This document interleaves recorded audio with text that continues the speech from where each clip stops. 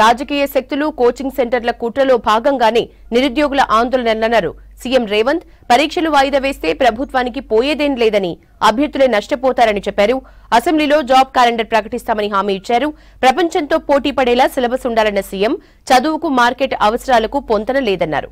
ఇక డ్రగ్స్ పై యుద్ధం చేస్తున్నామన్న సీఎం, ఈ యుద్ధంలో మోరల్ వాలంటీర్ల పాత్ర చాలా కీలకం కానుందని చెప్పారు.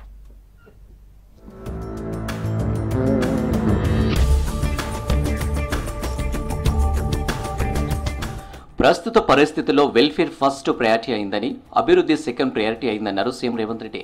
జేఎన్టీయూలో నాణ్యమైన ఇంజనీరింగ్ విద్యపై జరిగిన సదస్సుకు రేవంత్ చీఫ్ గెస్ట్ గా హాజరయ్యారు.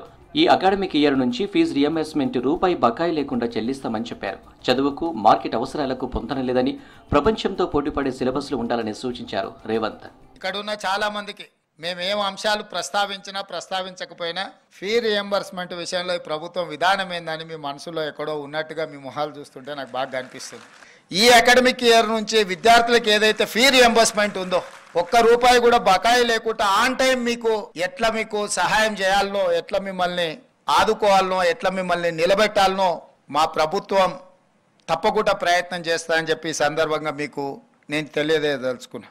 ఈ సాంకేతిక విద్యను దేశ స్థాయిలో, ప్రపంచ స్థాయిలో, ప్రత్యేకించి ఈ జేఎన్టీయూ కళాశాల ద్వారానే ఈ సాంకేతిక విద్య రాబోయే కాలంలో ప్రపంచ స్థాయిలోనే ఇక్కడి నుంచే మనం మలుపు తీసుకుందామని ముఖ్యమంత్రి గారి ఆలోచన మేరకు ఆర్టిఫిషియల్ ఇంటెలిజెన్స్కి సంబంధించిన ఒక గ్లోబల్ సమిట్ రాబోయే సెప్టెంబర్ మాసంలో జరుపుతా ఉన్న సందర్భంలో మనం అందరం కూడా లాంచ్ చేసుకున్నాం. అసెంబ్లీ సమావేశాల్లోనే జాబ్ క్యాలెండర్ రిలీజ్ చేస్తామని ప్రకటించారు సీఎం రేవంత్ రెడ్డి. మార్చి 31లోగా ఖాళీలను గుర్తించి జూన్ 2లోపు నోటిఫికేషన్లు వేస్తామని చెప్పారు. యూపీఎస్సీ తరహాలోనే రాష్ట్రంలో ఉద్యోగ పరీక్షలన్నారు రేవంత్ రెడ్డి. స్కిల్ అనేది వారసత్వం కాదని, నిత్యం నేర్చుకోవాల్సిందేనన్నారు సీఎం. నిరంతరం నిరుద్యోగ యువకులకు, విద్యార్థులకు అవసరమైన ప్రణాళికల్ని, మీకు తెలుసు 20 సంవత్సరాల నుంచి టీచర్ కమ్యూనిటీ ప్రమోషన్స్ అని పెండింగ్ ఉండే, వందల వేల కేసులు కోర్టులలో ఉంటే వాటన్నిటిని కూడా క్లియర్ చేసి మన 19,000 మంది టీచర్లకు ప్రమోషన్స్ ఇచ్చిన ఇన్ వన్ స్ట్రోక్.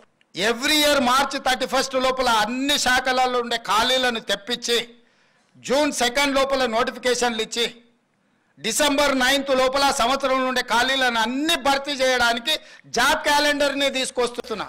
10 ఏళ్ల కోసం నోటిఫికేషన్ల కోసం కొట్లాడమని, ఇప్పుడు వాయిదాల కోసం రాజకీయాలు చేస్తున్నారని ఫైర్ అయ్యారు సీఎం రేవంత్ రెడ్డి. రాజకీయ శక్తులు కోచింగ్ సెంటర్ల కుట్ర వల్లే వాయిదా కొట్లాటలు చేస్తున్నారని ఆరోపించారు. పరీక్షలు వాయిదా వేస్తే విద్యార్థులకే నష్టమన్నారు రేవంత్ రెడ్డి. ప్రభుత్వాలకు పోయేది ఏం లేదు, మళ్ళోసారి ఏది పోస్ట్ పోన్ చేసినా 10 ఏళ్ళు మనము అంతకుముందు కొట్లాడింది తెలంగాణ కోసం, ఉద్యోగాల కోసమే. పరీక్షలు వాయిదా వేయడానికి కొట్లాడుతున్నారు అంటే కేవలం కొన్ని రాజకీయ శక్తులు, కొన్ని కోచింగ్ సెంటర్ల యజమానులు.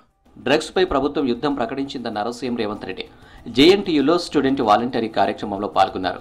స్కూళ్లలో సబ్జెక్టులే కాదు, మోరల్ పోలీసింగ్ ని కూడా నేర్పించాలని సూచించారు. ప్రతి చోట పోలీసులు ఉండలేరని, పోలీసులు లేని చోట మోరల్ పోలీసింగ్ చాలా కీలకమన్నారు. ఒక ఫోకస్ తో పనిచేయండి. ఇక్కడున్న జితేందర్ కావచ్చు, లేకపోతే అవినాష్ కావచ్చు, సుధీర్ బాబు వాళ్ళ ఫాదర్ ఎంపీ, కానీ ఆయన ఐపీఎస్ ఆఫీసర్. ఆయన ఏం రాజకీయాలు వైపు పోలేదు, చదువుకుంటే ఐపీఎస్ అయింది. శ్రీనివాస్ రెడ్డి గారు అగ్రికల్చర్ బ్యాక్గ్రౌండ్, చదువుకొని ఐపీఎస్ హైదరాబాద్ సిటీ కమిషనర్ అయింది. ఇవన్నీ కూడా ఏంటంటే మనం మన లైఫ్ లో ఫోకస్ పెట్టినప్పుడు ఇది సాధ్యమవుతుంది. మరో బీఆర్ఎస్ ఎమ్మెల్యేను కాంగ్రెస్ లో చేర్చుకున్నారు సీఎం రేవంత్ రెడ్డి. షేర్లింగంపల్లి ఎమ్మెల్యే అరిగపూడి గాంధీ ముఖ్యమంత్రి రేవంత్ రెడ్డి సమక్షంలో కాంగ్రెస్ లో చేరారు. ఆయనతో పాటు పలువురు కార్పొరేటర్లు, అనుచరులు హస్తం కండువా కప్పుకున్నారు.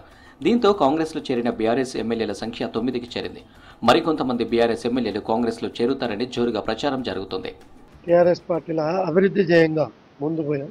మరి ఈరోజు 7 నెలలుగా కాన్స్టిట్యున్సీలో అభివృద్ధి కుంటుపడిన విషయం నిజానికి అందరూ కూడా తెలుసు. మా మిత్రులు, శ్రేయోభిలాషులు, నేను ఎవరో తెలియని రోజుల్లో కూడా నన్ను 3 సార్లు ఆశీర్వదించిన సందర్భం మీ అందరికీ తెలుసు. ఒక 6 నెలలు 7 నెలలకు ₹1 పని చేసినటువంటి సందర్భం లేదు. ముఖ్యమంత్రి గారు మాకు పాత మిత్రుడు, శ్రేయోభిలాషి. రేపు రంగారెడ్డి జిల్లాలో పర్యటించనున్నారు సీఎం రేవంత్ రెడ్డి. అబ్దుల్లాపూర్మెట్ మండలం లష్కర్గూడ గ్రామంలో జరిగే గీత కార్మికుల సభలో పాల్గొననున్నారు. తాటి చెట్టు ఎక్కే కల్లు గీత కార్మికుల సేఫ్టీ కోసం కాటమయ్య రక్షణ కవచం అందజేయనున్నారు. తర్వాత గీత కార్మికులతో కలిసి సహపంక్తి భోజనం చేయనున్నారు సీఎం రేవంత్.